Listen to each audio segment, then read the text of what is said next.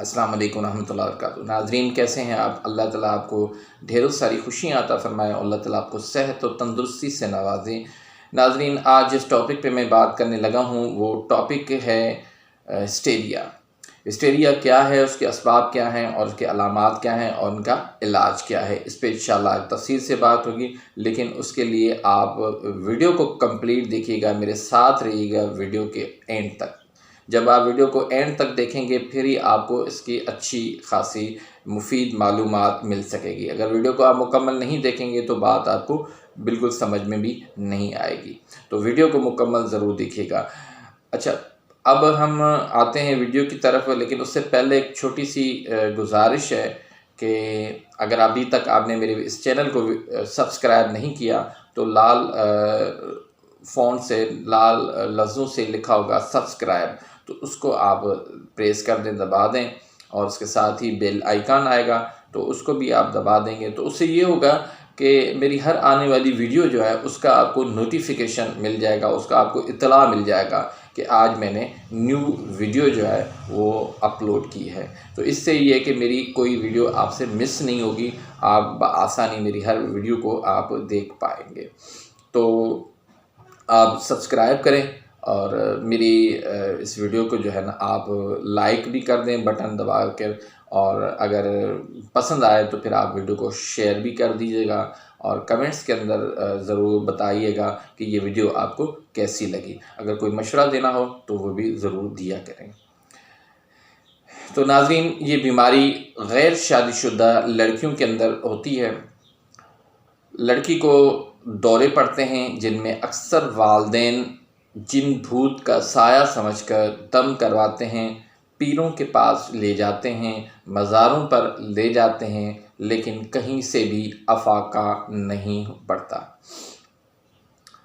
अब जिन लड़कियों को दौरा पड़ता है वो बताती हैं कि दिन रात वक्फा से दौरा पड़ते हैं और दौरा पड़ने से पहले कोई चीज़ डराती है, फिर चीख निकल जाती है, फिर होश तो होता है पर दौरे के दौरान बोल नहीं सकती।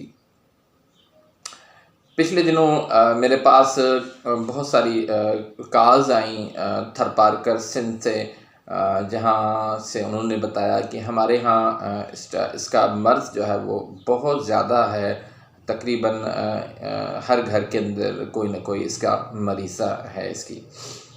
तो उन्होंने यही कैफ़ियत बताई कि हमारे साथ इस तरह मरीज़ा जो है ना होती है, तो उसको इस तरह की तकलीफ़ होती है और इस तरह के वो दौरे पड़ते हैं। तो दरअसल ऐसी मरीज़ा का जो है वो माहवारी का निज़ाम जो है वो बुरी तरह से बिगड़ा हुआ होता है। चक्कर आते हैं, घबराहट होती है, दिल की कमज़ोरी होती है, पेट में हवा गैस ज़्यादा बनती है, पाखाना जब आएगा तो कमज़ोरी मज़ीद बढ़ जाती है। पेट में अक्सर मरोड़ रहते हैं, कभी हंसती है दौरे के दौरान, कभी रोती है, नींद सही नहीं आती, बेचैनी से आती है, कभी बिल्कुल भी नींद नहीं आती। अच्छा, इसके अब असबाब की तरफ अगर हम देखते हैं तो इसमें सबसे पहला जो है वो वक्त पे शादी ना होना है। अब इसका ये भी मकसद नहीं है कि अगर आप शादी करवा दो तो ये मर्ज़ ख़त्म हो जाएगा, नहीं, इस तरह नहीं है, बल्कि इसका बाकायदा इलाज करवाना ज़रूरी है। फिर दूसरा इसका सबब जो होता है वो घर की परेशानियां या सदमा होता है, यानी घर के कुछ हालात इस तरह होते हैं जिसकी वजह से वो देख के, और या फिर कोई ऐसा घर के अंदर सदमा हो जाता है, कोई ऐसा हादसा हो जाता है जिसकी वजह से उसको ये मर्ज़ लाहक हो जाता है। फिर माहवारी का दुरुस्त ना होना, मैदे का दुरुस्त ना होना, मैदा भी उसका अक्सर ख़राब होता है। दिल की कमज़ोरी होना, यानी दिल का डूबना, दिल के अंदर डर और ख़ौफ होना, डरावने ख्वाब आना, ये जो है ना असबाब होते हैं इसके। तो ये दरअसल ना तस्कीन क़ल्ब का मर्ज़ होता है।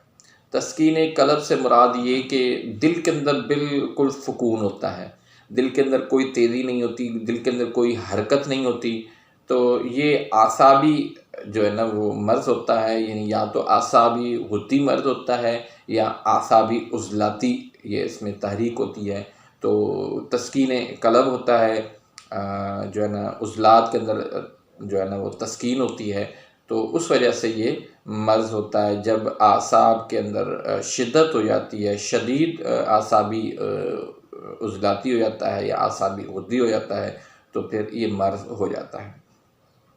अब इसका इलाज देखें, पहले तो इलाज के लिए सबसे पहले तो ये कि वो चीज़ें जिसकी वजह से इसके आसाब तेज़ हो रहे हैं, जिसके ज़रिए से ये बीमारी मज़ीद बढ़ रही, तो पहले वो चीज़ें आपको बंद करनी होंगी, जिसमें सारी ठंडी जो मिजाज की जो चीज़ें हैं वो आप बंद कर दें, जिसमें दूध है, दलिया है, कस्टर्ड है, सेवियाँ हैं, मक्खन है, बालाई है, जूस है, कद्दू है, तूरी है, भिंडी है, और इसी तरह जो है ना वो जूस वग़ैरह हैं। तो ये सारी चीज़ें जो है ना आप बंद करें। अब जब मैं बात करता हूँ तो काफ़ी नाज़रीन भी और मरीज़ भी इस पे बड़े हैरान होते हैं कि दूध आप कैसे बंद कर रहे हैं, दूध के अंदर तो ताकत होती है। नहीं भाई, दूध के अंदर ताकत ज़रूर होती है, लेकिन इस मरीज़ के लिए बहुत ज़्यादा नुकसान वाला है। एक तो उसका मैदा ख़राब है, उसके अंदर गैस है मैदे के अंदर, इस वजह से भी ये दूध सही नहीं है। दूसरा ये कि दूध जो है ना बलगम की पैदा करता है, बलगम की कसरत लाता है, तो बलगम इसके अंदर पहले ही बहुत ज़्यादा है, इसके अंदर पानी बहुत ज़्यादा है, लिक्विड इसके अंदर बहुत ज़्यादा है, तो इस वजह से दूध इसको बिल्कुल नहीं देना। दूध अगर देंगे तो फिर इसकी मर्ज़ के अंदर वो ज़्यादती आ जाएगी, बढ़ता रहेगा। तो ये चीज़ें आप जो है ना बंद कर दें। इससे फिर आप जो है ना जो चीज़ें आपने देनी है उसमें आप खट्टी जो है ना तुर्श चीज़ें आप उनको दे दें, जिस तरह दही बल्ला है और दही है, लस्सी है, अचार है, फ्रूट चाट है, गोलगप्पा है और अनार है, किन्नू है। तो इस तरह की आप उनको चीज़ें दें। फिर खुश्क भी इसमें अशिया दें आप, जिस तरह आप किशमिश दे दें उनको, आप भुने चने दे दें, सफ़ेद चने दे दें, काले चने दे दें, करेला दे दें, फ़िश दे दें आप इनको, ठीक है। तो इस तरह की आप जब आलू दे दें, मटर दे दें, गोभी, बैंगन, ये सारी चीज़ें जो है ना खुश्क हैं। और नींबू जो है ना वो भी इसको ज़्यादा उसको इस्तेमाल करवाएं, तो उससे ये होगा कि इसके दिल के अंदर तहरीक शुरू हो जाएगी। दिल जो है जो कमज़ोर है वो उसके अंदर ताकत आना शुरू हो जाएगी, उसके अंदर तहरीक पैदा होना शुरू हो जाएगी। तो इससे इंशाल्लाह आहिस्ता आहिस्ता इसके अंदर अफाका होता जाएगा।